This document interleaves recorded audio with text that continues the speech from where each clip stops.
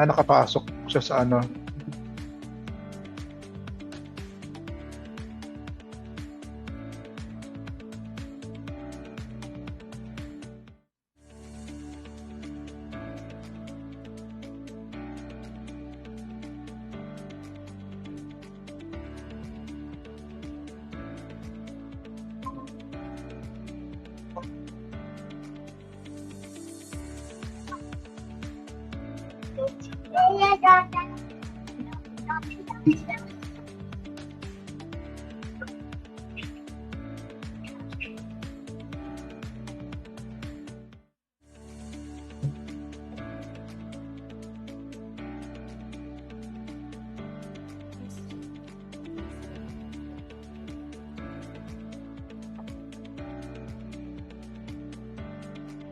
Recording in progress.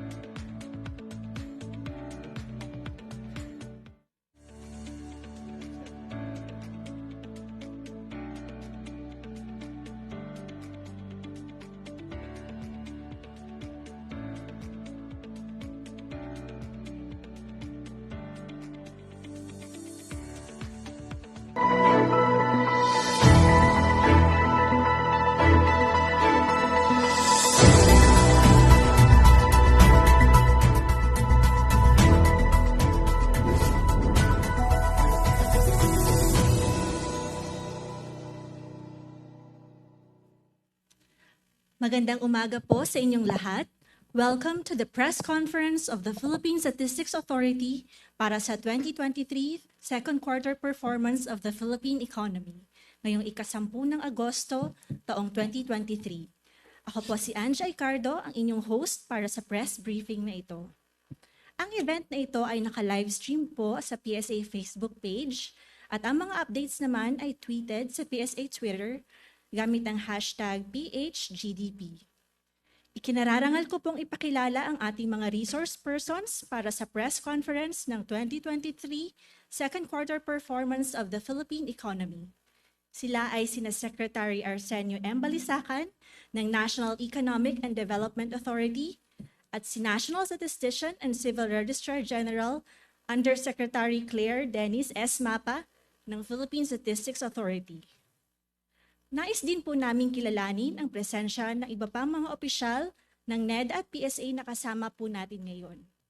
Mula sa NEDA, kasama po natin ngayon sina Undersecretary Melbourne D. Pana, Assistant Secretary Sara Lynn Daway Ducanes, Assistant Secretary Greg Pineda, OIC Director Frances Fatima Cabana, at OIC Assistant Director Melanie Grace Quintos. Mula naman po sa PSA, kasama po natin ngayon ang Deputy National Statistician ng Sectoral Statistics Office, si Dr. Divina Gracia L. Del Prado. Kasama rin po natin ang Assistant National Statistician for Macroeconomic Account Service under Sectoral Statistics Office. We have here Ms. Vivian R. Ilarina. We also have Assistant National Statistician for Social Sector Statistics Service, Mr. Adrian A. Cerezo, and OIC Assistant National Statistician for Economic Sector Statistics Service, Ms. Rachel Laksa. Ngayon, atin pong pakinggan ng ulat ni PSA Undersecretary Dennis S. Mapa. Magandang umaga sa ating lahat. Ang Philippine Statistics Authority ay mag-ulat ng estado ng ekonomiya ng bansa sa ikalawang quarter ng taong 2023.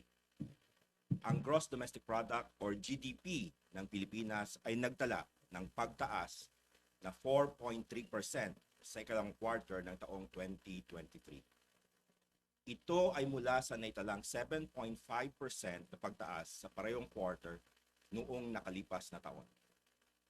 Ang Gross National Income o GNI ay nagtala ng pagtaas na 8.6% sa ikalawang quarter ng taong 2023. Gayon din, ang net primary income from the rest of the world ay tumaas ng 90.6% sa ikalawang quarter ng taong 2023. Sa seasonally adjusted national accounts, ang ikalawang quarter ng taong 2023, ang GDP ay nagtala ng quarter-on-quarter na pagbaba na negative 0.9%. Sa kabilang dako, ang GNI ay nagtala ng 0.9% quarter-on-quarter na paglago sa parehong period.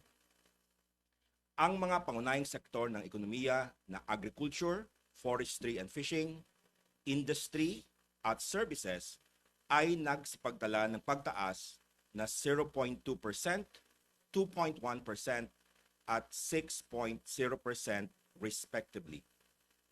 Sa seasonally adjusted GDP, ang services sector ay bumaba ng negative 1.02% sa quarter-on-quarter basis. Sinundan ito ng agriculture, forestry and fishing na nagtala ng pagbaba na negative 0.97% at ang industry sector na bumaba ng negative 0.7% sa quarter-on-quarter basis. Sa ikalang quarter ng taong 2023, ang per capita GDP ay tumaas ng 3.1%. Ito ay mas mababa kaysa sa naitalang pagtaas na 6.2% sa parehong quarter noong nakalipas na taon. Ang per capita GNI at per capita household final consumption expenditure ay parehong nagtala ng pagtaas na 7.3% at 4.3% respectively. Sana italang pagtaas ng GDP na 4.3% sa ikalawang quarter ng taong 2023, ang services sector ay nagtala ng pinakamataas na contribution na 3.7 percentage points. Ito ay sinundan ng industry sector na nagtala ng kontribusyon na 0.6 percentage point, habang ang agriculture, forestry, and fishing ay nakapag-ambag ng 0.01 percentage point sa kabuuang pagtaas ng GDP. Sa 16 na sektor ng GDP, ang accommodation and food service activities ay nagtala ng pinakamataas na paglago na nasa 28.3% sa ikalawang quarter ng taong 2023. Ito ay sinundan ng mga sumusunod: other services na tumaas ng 22.2%, transportation and storage na tumaas ng 17.3%, at human health and social work activities na tumaas ng 8.2%. Ang mga sektor na may pinakamalaking contribution sa pagtaas ng GDP ay ang mga sumusunod: wholesale and retail trade, repair of motor vehicles and motorcycles na nag-ambag ng 0.9 percentage point, financial and insurance activities na nag-ambag ng 0.51 percentage point, at transportation and storage na nag-ambag ng 0.49 percentage point.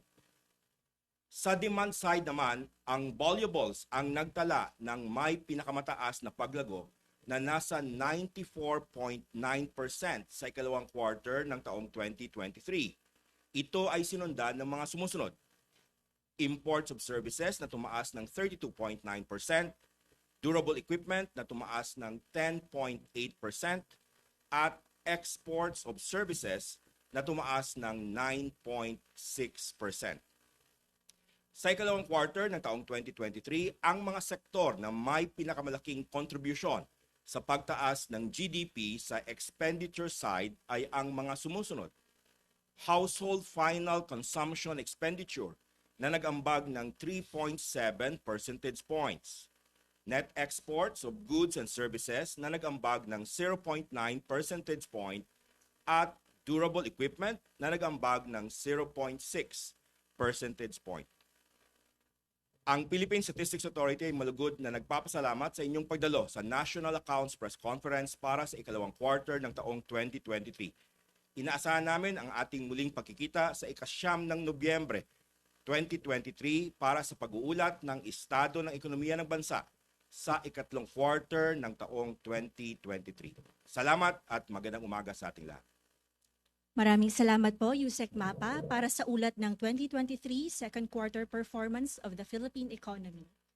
Ngayon, atin naman pong pakinggan si Secretary Arsenio M. Balisacan para sa pahayag po ng economic managers ng Marcos administration ukol sa 2023 second quarter performance of the Philippine economy. Thank you. Colleagues in government, members of the media, fellow Filipinos, good morning. Let me read the joint statement by the economic managers and the Philippine economic performance for the second quarter of 2023. As the Philippine Statistics Authority reported, the Philippines' gross domestic product for the second quarter of 2023 expanded at a moderate pace of 4.3%. This brings our real GDP growth to 5.3% for the first semester of the year. To achieve the target growth rate of 6 to 7% for the year, the country's GDP needs to grow by at least 6.6% in the second half of 2023. Notwithstanding the challenges, we believe this is still attainable. It is important to recognize the underlying growth drivers for the year's first half. Employment and jobs are at historic high levels. Tourism growth areas are back.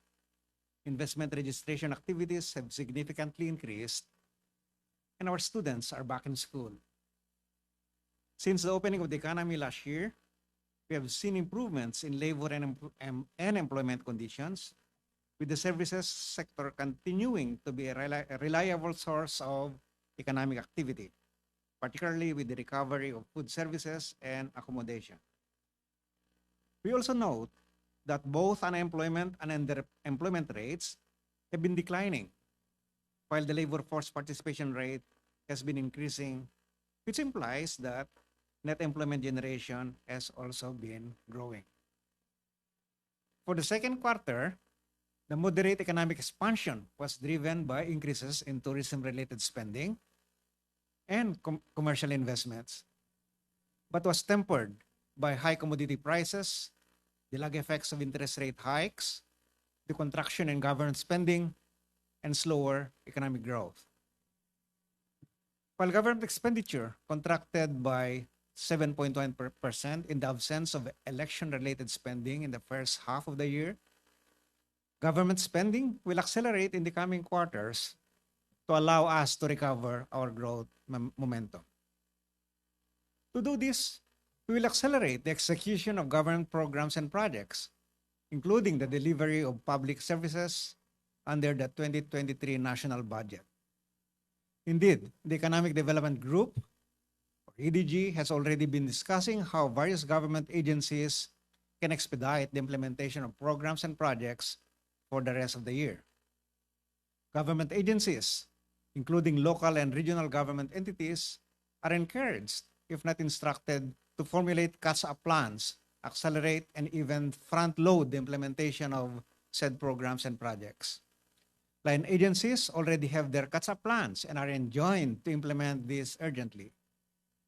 Moreover, fiscal stimulus activities are underway to increase the productive capacities of both the public and private sectors.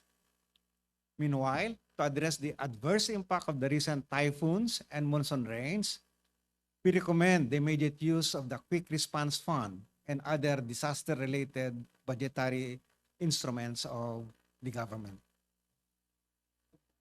Inflation in the country has been decelerating in recent months, reaching 4.7% in July 2023.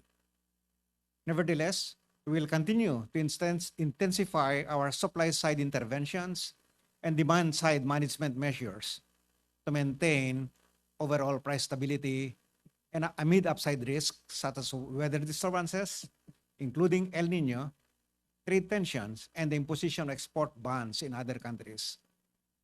The improving outlook for inflation bodes well for the easing of interest rates and should pave the way for the expansion of activities of businesses, households, and the rest of the private sector. The government will also intensify its targeted measures to cushion the impact of high inflation on vulnerable sectors. We shall continue to monitor closely the impact of the global economic slowdown and the recent wave of trade protectionism on the country's export sector. We will facilitate the diversification of external markets to expand opportunities for our exporters.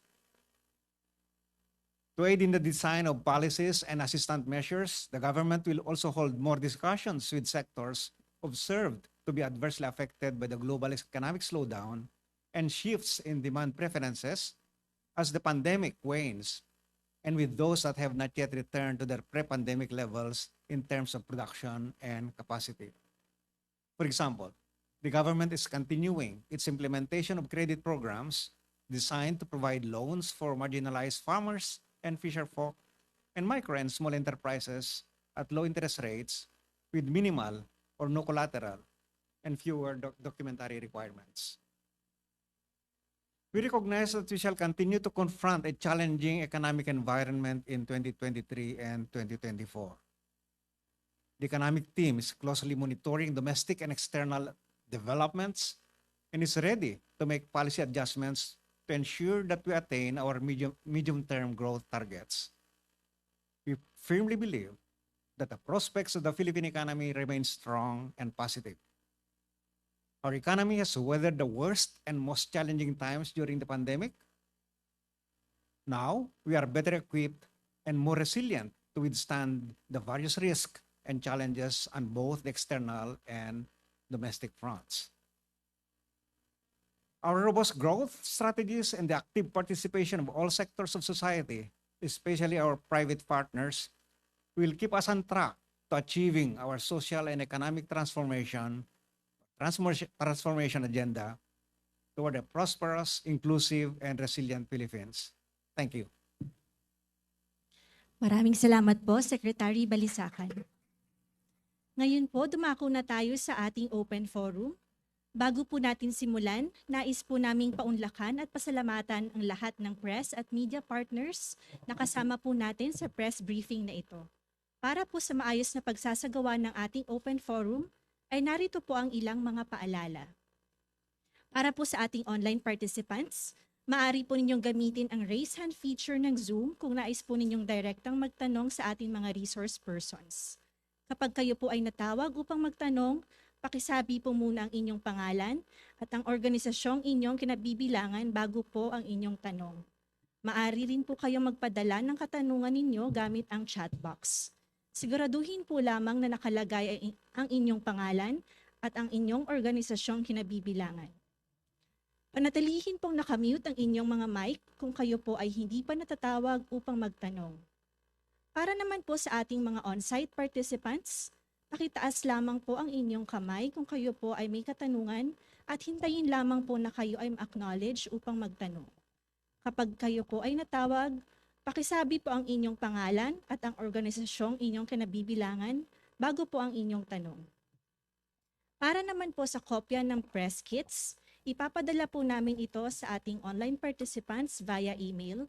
Samantalang ang printout po ng press kits ay ibibigay po ng aming mga staff sa mga on-site media participants.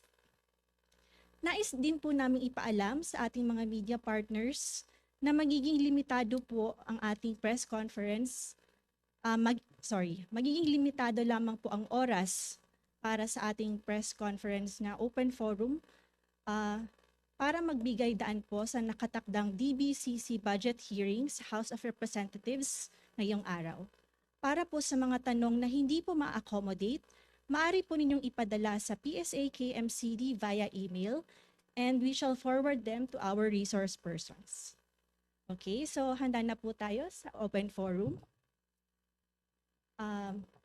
Mr. Vic?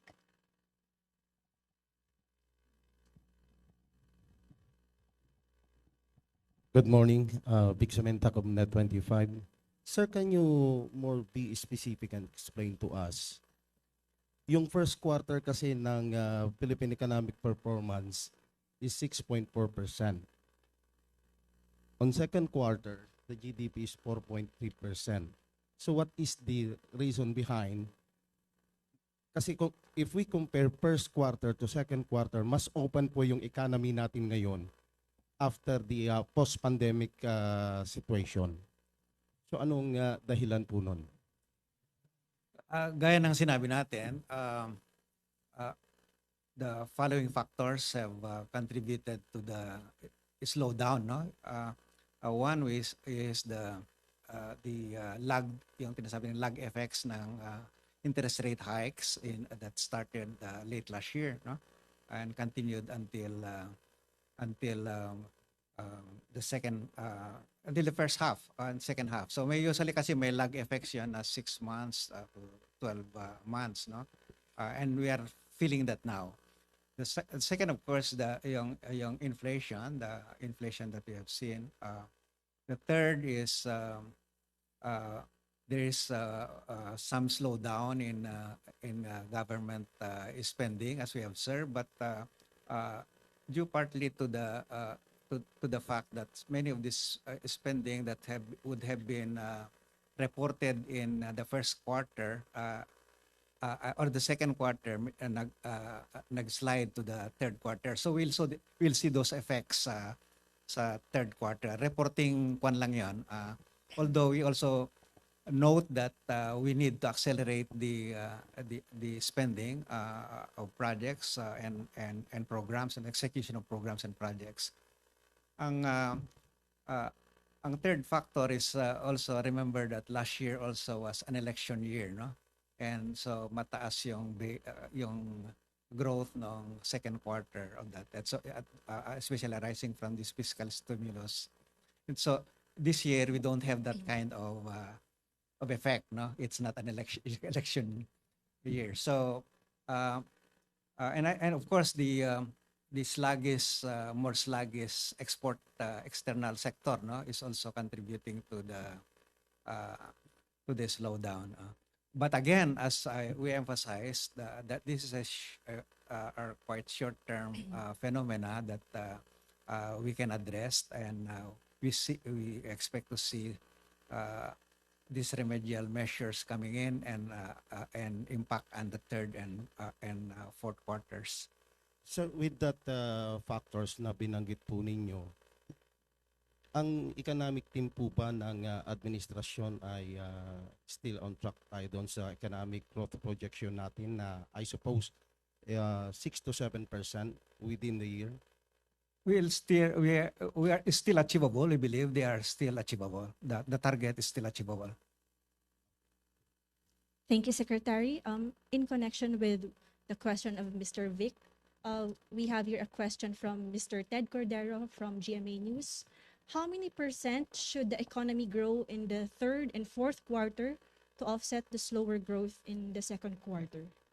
The second half of the year should see 6.6, at least 6.6%, no, to achieve the growth target of 6 to 7%. 6.6, at least 6.6%. Thank you, Secretary. Okay, let's call on Mr. Andrea from Bloomberg.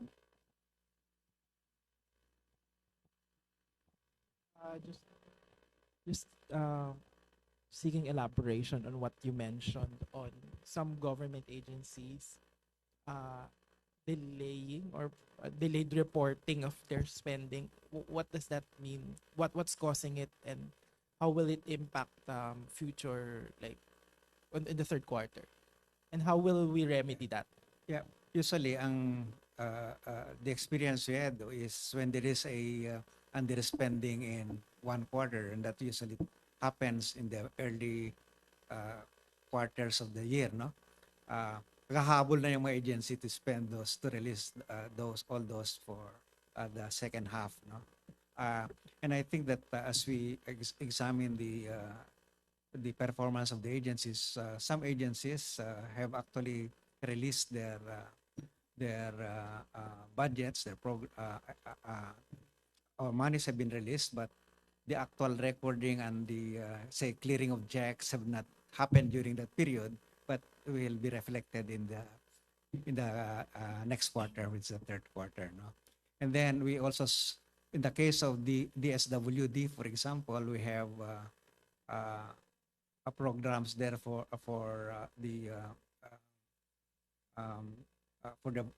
the poor, no? But because we are in the process of updating the database, verifying the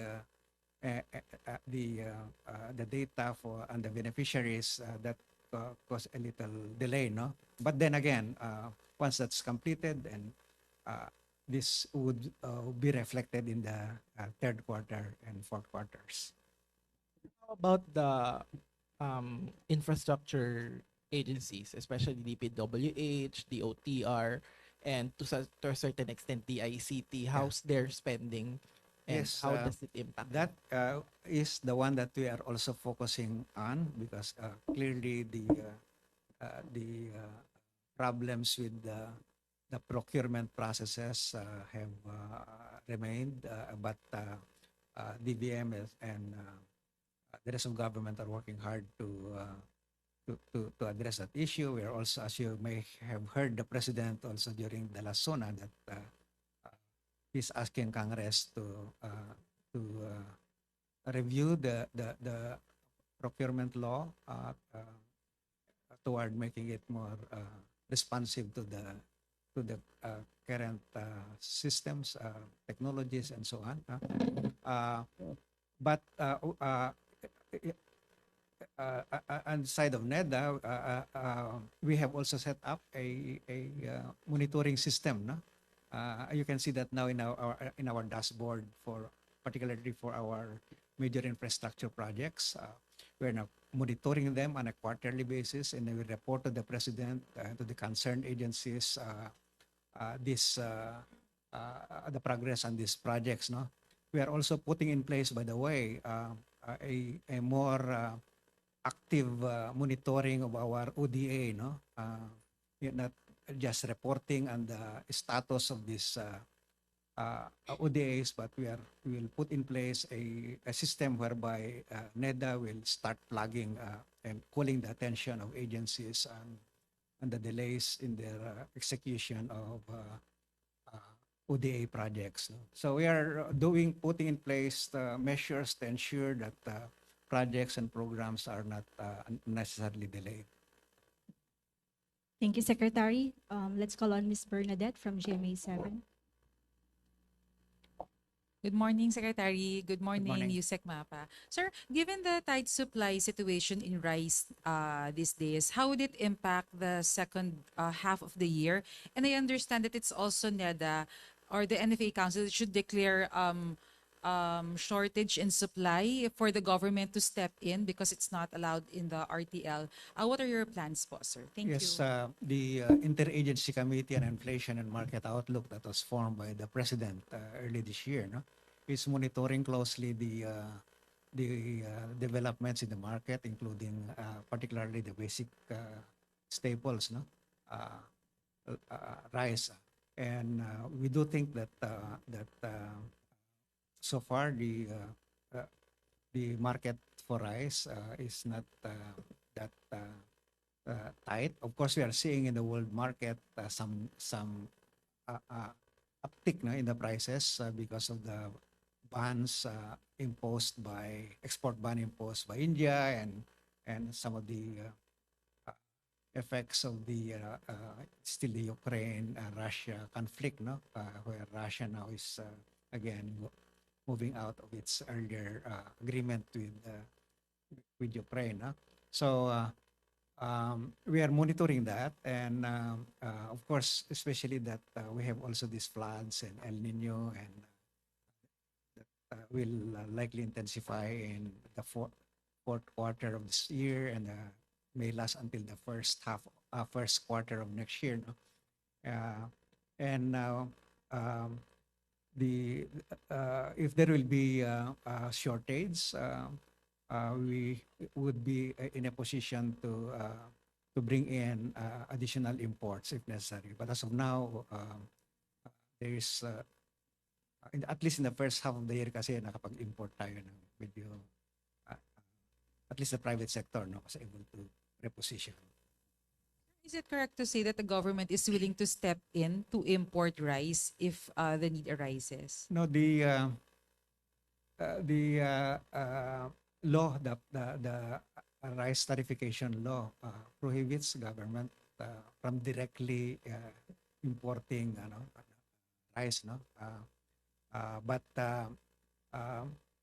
no, yeah, it can procure from the local production for its buffer stocking and allow the private sector to import as prescribed by the law. One more na lang po. Sir, the high prices might also dampen the consumption because some stakeholders are saying that prices could peak at 60 pesos per kilo. Yes, so we are, as I said, closely monitoring that, and if necessary, we'll be ready to protect especially the vulnerable groups, the poor, and we are strengthening our ayuda system, particularly making sure that this time the leakage is as small as possible because we are strengthening the monitoring, particularly ensuring that this time we will use now more robust monitoring system like the use of the PhilSys ID so that we are ensured that the beneficiaries or the benefits of the program, this ayuda programs, will actually end up with the poor and vulnerable. Thank you, sir. Thank you, Secretary. For the next questions, let's call on Ms. Kai, and then let's have Ms. Irish, and then Ms. Shaila. Hi, sirs. Good morning. Sir, I just wanted to ask regarding the infrastructure programs. Do you expect any major infra projects to start construction, civil works in the third or in the fourth quarter? Thank you. Say that again, guys. Sorry. Sorry. Sorry. I was looking for you. Right. Sir, yeah, I just wanted to ask about the infrastructure projects Alright. kasi nga government final consumption expenditure was down, no? So, do we expect any major infrastructure projects to start civil works in the third or the fourth quarter that could probably improve the government spending? Yeah, we have a lot of that in the current budget, no? Farm to market roads, for example, it's quite a significant portion of the budget. And I think that we'll have to address all these floods and the infrastructure needed to address this pestering issue and floods, no? So I think that the slow growth in the government final consumption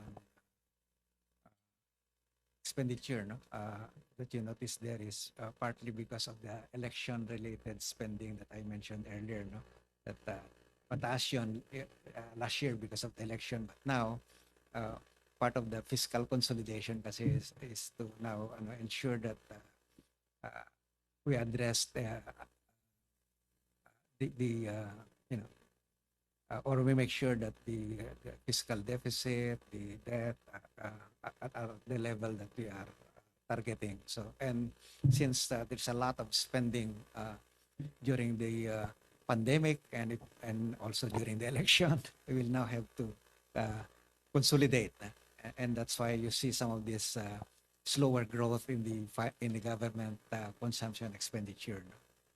But that should go to its normal pace in the latter part of the year and particularly next year. Sir, just another question. Sir, regarding this growth, meron na po bang impact dito yung monetary tightening ng BSP? Kasama na rin po ba dito yun? Yes, as we know it, the lag effects nga ng mga uptick in the interest rates last year and early this year, no? We are feeling that now, especially dun sa investment, no? And even sa mga household purchases of durable goods, no? Makikita, people postponed their spending on durable goods. But again, with the easing of inflation, and as we said, we continue to aggressively ensure that the inflation the deceleration will continue. Then the pressure for us for BSP to increase further interest rates will be eased, no? But of course, as we know, there are many other factors that influence interest rate movements, no? Especially by interventions by BSP. It may also be due or in response to actions by the Federal Reserve or other major economies in the world, no? And so we can, we'll try to manage those that we can control. Thank you, Secretary. Okay, let's have Miss Irish. Miss Irish from Business World. Good morning po. Morning. My question would be, are you seeing or what are other possible risks that could possibly hinder the government to achieve its growth target for the third quarter and fourth quarter? The risk? Yes, sir. Well, yeah, I think the external factor it remains a concern. No? Some of the major economies are not seeing major improvements insofar as the business sentiments there. No? The domestic front, we are, of course, we still have 8 to 11 typhoons before the end of the year, no? And we hopefully those ones will not be as serious as the one we just had with the monsoon rain. It caused so much downpour and causing floods and destructions in many places. No, but that's nature that we can hardly control. Then there are, of course, the diseases, plants, animal diseases that can happen. We hope that we won't have another intense problems with the avian flu or the what's this one? The ASF. No? Okay. The other risk, of course, is again interest rates. No? But that, of course, depends on the other actions of other governments, other countries in the world. No? So I think overall, the the risks are there, and we can't completely eliminate them, but we can reduce their impacts, and especially for those that we can control. For example, inflation that's caused by supply bottlenecks or what they call this supply side factors. I think that's something we can do about.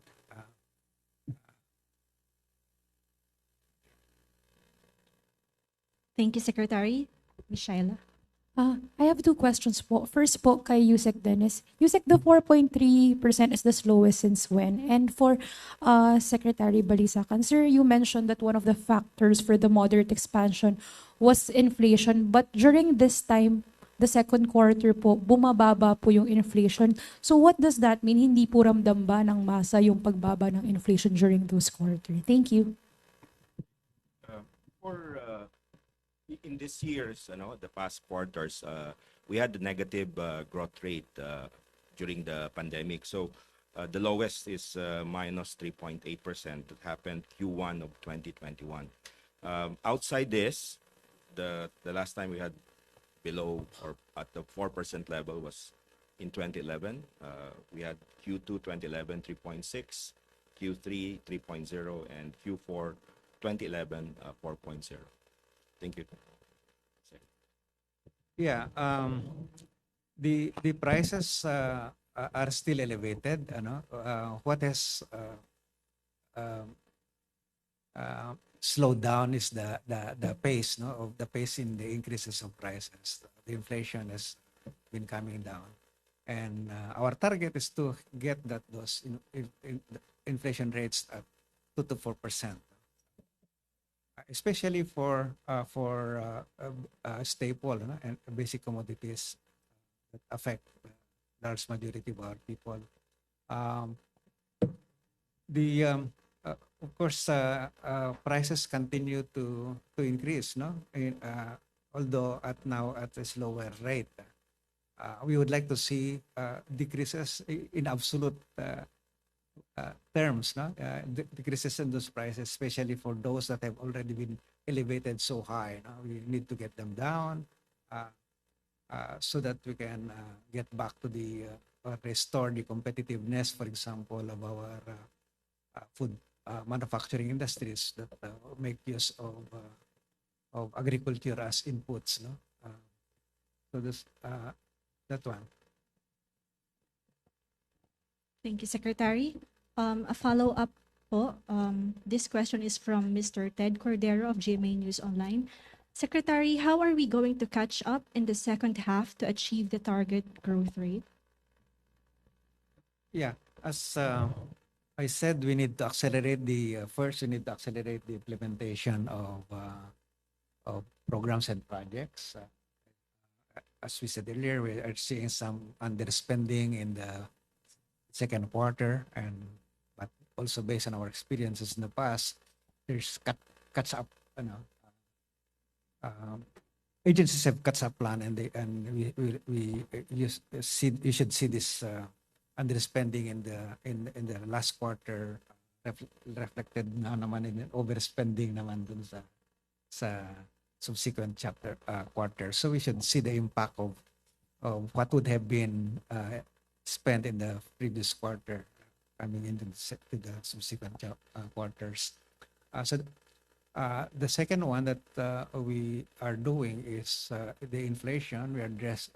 That inflation, as I said, is together with the interest rate hikes are major factors that impact on the slowdown of the economy. So if we finally are able to lick the inflation problem, we can also partly address the problem with the high interest rates.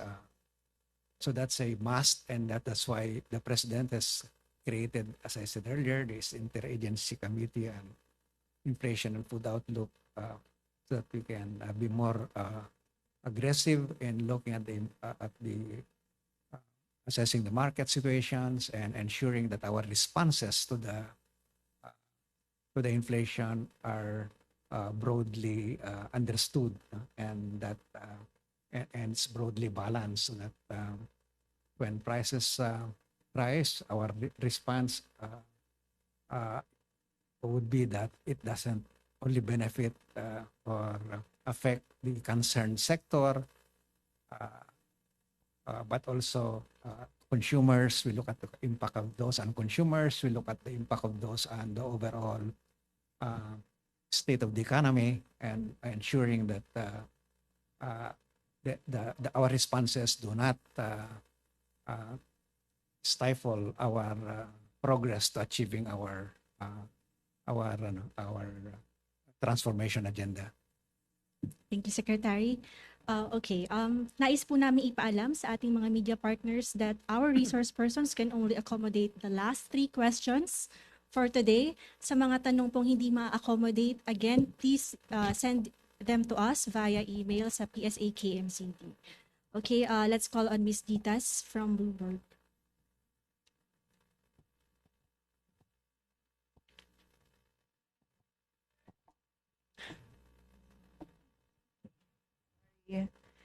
Hi, good morning. Good morning. Sir, could you possibly give us an indication on until when we would probably feel the impact of higher interest rates?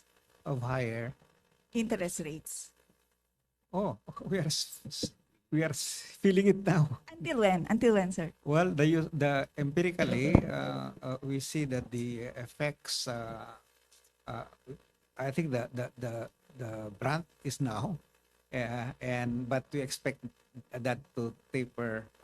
So probably see it until the end of the year. 12 months, usually effects. But again, it will taper, and so long as wala nang sanang susunod na major increases, we can offset those with other interventions, like if the inflation will now continue to decrease, so that demand will rise, and so it can offset the negative effects of the high interest rates in the past, no? Kasi yung kaya nang sinabi ko, the effects of the past actions and interest rates are felt in the subsequent quarters, no? So hopefully we'll get those petering out. Sir, just a follow-up. So will this be likely the slowest growth for the year, given the factors that you Yes, mentioned? Thank you. yes, I'm hoping that, we are quite confident that we can address the issues, and there are no further external factors that make it so extremely difficult to address, no? Given our policy tools that we have. Thank you, Secretary. For the last 2 questions, let's call on the lady at the last row, and then again, Miss Irish from Business World. Hi, sirs. Good morning. Gladys po from UNTV. Other issue lang po sana, ihabol ko na lang po. Bali, there's this video uploaded on Facebook that there were actually national IDs found po sa basurahan accordingly sa Negros Occidental. May we know po what happened, or at least the explanation of such incident po? Thank you. Yeah. We had a statement already on this. No, this happened in a barangay in municipality of Kawayan, Negros Occidental. Our team from Negros Occidental, Bacolod City PSA, went there and we found 20 IDs. These are field IDs, and we were able to recover it. The barangay official, the barangay chair, is actually asking the police and the NBI to investigate because apparently this seems to be sort of infighting in the barangay hall.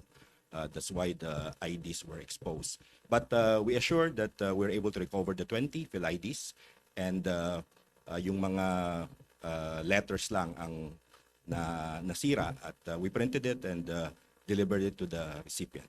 So this is actually an isolated case, and coordinating with the barangay chairperson and the local police and I understand the barangay chair also requested the National Bureau of Investigation to investigate this. Thank you. Thank you, Yusek Mapa.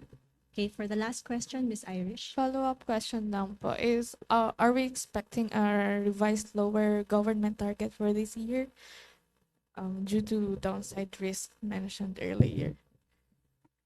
The assumptions, are we revising? I think as I said, we are still confident that we can address the issues and the slowdown, and are therefore we stick onto the targets for now.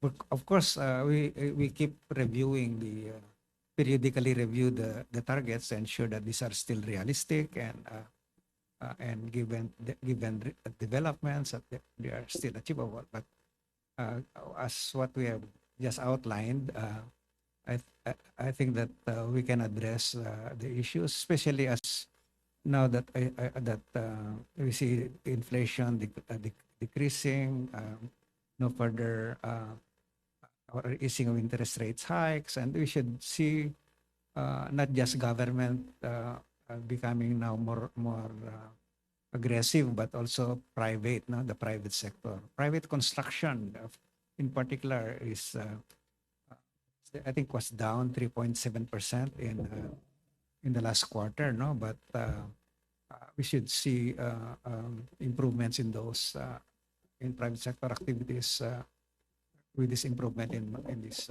fundamentals. Thank you, Secretary. Okay, dito na po nagtatapos ang ating open forum. Nais po naming pasalamatan ng ating mga resource persons na the Secretary Arsenio M. Balisacan at PSA Undersecretary Dennis S. Mapa. Maraming salamat din po sa ibang mga opisyal ng NED at PSA na kasama po natin ngayon. Gayon din po sa ating mga media partners na nakilahok sa press conference na ito ng Philippine Statistics Authority para sa 2023 second quarter performance of the Philippine economy. Sana'y patuloy po ninyo kaming suportahan. Maaari po ninyong bisitahin ang PSA website sa www.psa.gov.ph para sa karagdagang updates. Muli, ako po si Anjay Cardo mula sa PSA. Magandang umaga po sa inyong lahat.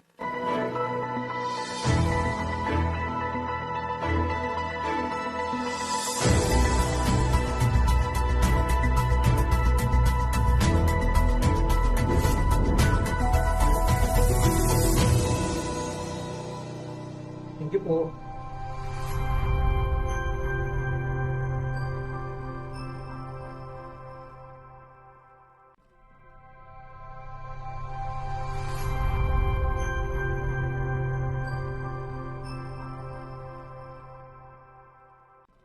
Record